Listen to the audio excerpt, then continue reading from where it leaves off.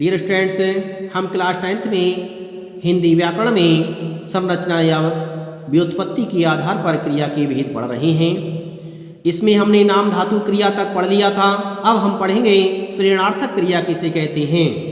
वाक्य में जब कर्ता अपना कार्य स्वयं ना करके किसी अन्य के द्वारा करवाता है या दूसरे को कार्य करने की प्रेरणा देता है, उसे ही प्रेरणार्थक क्रिया कहा जाता है। जैसे धुलवाना, खिलवाना, पिटवाना, लड़वाना आदि प्रेरणार्थक क्रियाएं हैं। राम ने सीता से फूल तोड़वाया यह प्रेरणार्थक क्रिया है। राम ने फूल स्वयं नहीं तोड़ा है बल्कि सीता से तोड़वाया है। इस तरह से कर्ता ने कार्य स्वयं नहीं किया बल्कि दूसरे के माध्यम से करवाया है, इसलिए यह प्रेरणार्थक क्रिया कहलाएगा। इसी तरह से अन्य भी उदाहरण दिए गए हैं जिन्हें आप देखकर अच्छी तरह से समझ सकते हैं।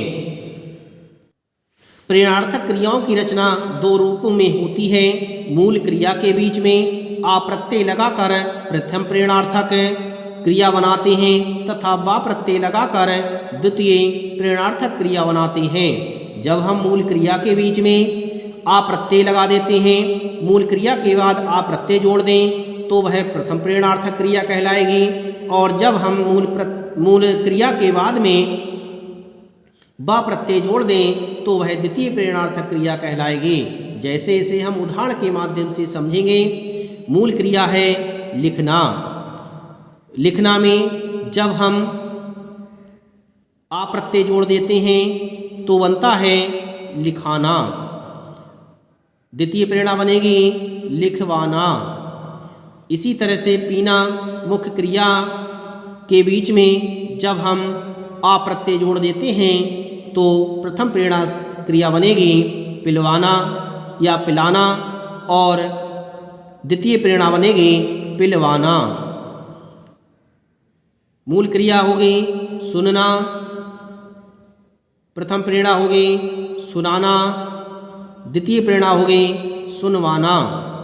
इस तरह से विभिन्न क्रियाएं दी गई हैं जिनमें प्रथम प्रेरणा एवं द्वितीय प्रेरणा बनाई गई है, जिसे आप देखकर अच्छी तरह से समझ सकते हैं।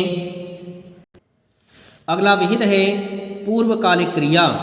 पूर्वकालिक क्रिया मुख्य क्रिया से पूर्व संपन्न होने वाली क्रिया को पूर्वकालिक क्रिया कहते हैं।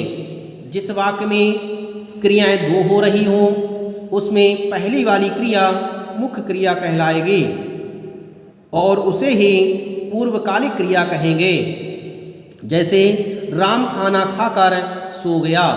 इस वाक्य में दो क्रियाएं हो रही हैं, खाकर सो गया। खाना और सोना दो क्रियाएं हो रही हैं, इसलिए पहले वाली क्रिया खाकर मुख्य क्रिया कहलाएगी और यह क्रिया पूर्वकालिक क्रिया है। यह मुख्य क्रिया से पूर्व में संपन्न हो रही है, इसीलिए यह पूर्वकालिक क्रिया कहलाएगी।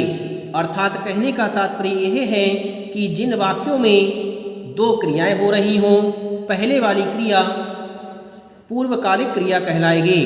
इस वाक्य में खाकर पूर्वकालिक क्रिया है जो सो गया मुख्य क्रिया से पूर्व संपन्न हो रही है, इसीलिए यह पूर्वकालिक क्रिया कहलाएगी। अगला उदाहरण है उसने पत्र पढ़कर फाड़ दिया। इसमें फाड़ दिया यह मुख्य क्रिया है, पढ़कर यह उससे पहले प्रयोग की गई क्रिया है, इसीलिए यह क्रिया पूर्वकालिक क्रिया कहलाएगी। अगला भेद है कृदंत क्रिया। जब किसी क्रिया में प्रत्यय जोड़ देते हैं तब नवनिर्मित क्रिया रूप कृदंत क्रिया कहलाता है। जैसे चल क्रिया में ता प्रत्यय जोड़कर चलता शब्द बना, यह कृदंत क्रिया होगी। चल क्रिया में आ प्रत्यय जोड़ने के बाद चला हुआ, ये भूतकालिक क्रिया कृदंत क्रिया कहलाएगी। चल में कर प्रत्यय जोड़कर चल कर, ये पूर्वकालिक क्रिया कहलाएगी। इस तरह से मैंने आपको पढ़ाया कि क्रिया किसे कहते हैं और क्रिया के कौन कौन से भेद होते हैं। मुझे पूर्ण विश्वास है कि आपने क्रिया के भेदों को अच्छी तरह से पढ़ा एवं समझा। आप इन सभी भेदों के लिए अपनी कॉपी में अच्छी तरह से लिखेंगे और लिखने के बाद कॉपी को चेक भी कराएंगे।